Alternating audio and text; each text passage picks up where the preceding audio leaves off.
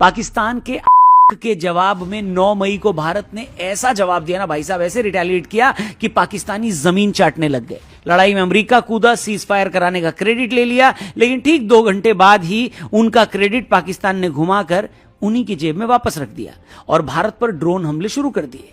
रात को अचानक खबर आई कि पाकिस्तान ने सीज फायर वायलेट करते हुए श्रीनगर, सांबा, रामगढ़, उधमपुर, राजौरी, पोखरण, कच्छ में ड्रोन अटैक किए। यह देखकर सबके मन से यही निकला, क्या साले का खोपड़ी तोड़ साले का। पूरे इंटरनेट पर सब लोग ट्रंप को टैग करके यही बोलने लगे कि अरे ओ चाचा, ये देखो आपकी तो गजब बेइज्जती है। क्योंकि पाकिस्तान ने के दुम की तरह फिर से अपनी टेढ़ी हरकत दिखाई। भारत ने अच्छे से जवाब भी दिया, बीच में चाइना भी कूदा और अपने नाजायज दोस्त पाकिस्तान को सपोर्ट किया।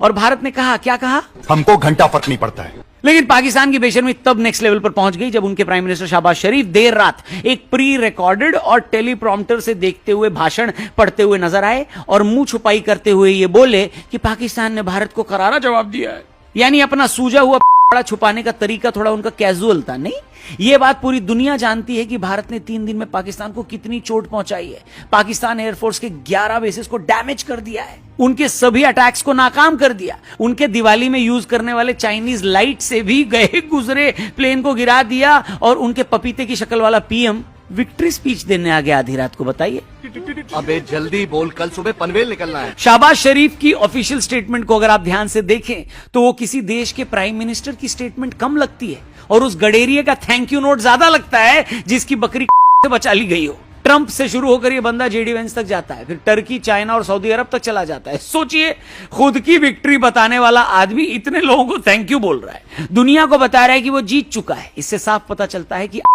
तलवार में आग लगी थी और पतलून जलने से बच गई। लेकिन मेरे को जानता नहीं है ये वो लोग हैं जो 1971 को भी अपनी विक्ट्री बताते हैं। एक फेल्ड नेशन की ना दोस्तों यही खासियत होती है, वो जिस झूठी दुनिया में जीता है उसे ही सच मान लेता है। अपनी पूरी स्पीच में शहबाज शरीफ ने बड़ी ही बदतमीजी के साथ ये बात इग्नोर मार दी कि उनका कितना डैमेज हुआ है। इतने पापा लोगों को अपने थैंक यू बोल दिया, ये खुद अपनी स्पीच में अपने यहां मरने वालों को मेंशन भी कर रहा है आदमी। इसका सीधा मतलब ये है कि हमेशा की तरह पाकिस्तान अपने नंबर्स छिपा रहा है। ये वही लोग हैं ना भैया जिन्होंने करगिल वॉर के बाद अपने शहीदों की बॉडी एक्सेप्ट करने से मना कर दिया था। पाकिस्तान के पास बेसिकली खोने को कुछ नहीं है, न ही उनके पीएम के पास खोने को कुछ है। समझौतों की बुनियाद पर खड़ा एक देश बाजार में बिकने के लिए हमेशा तैयार रहता है, बस उसे इंतजार है खरीदार का।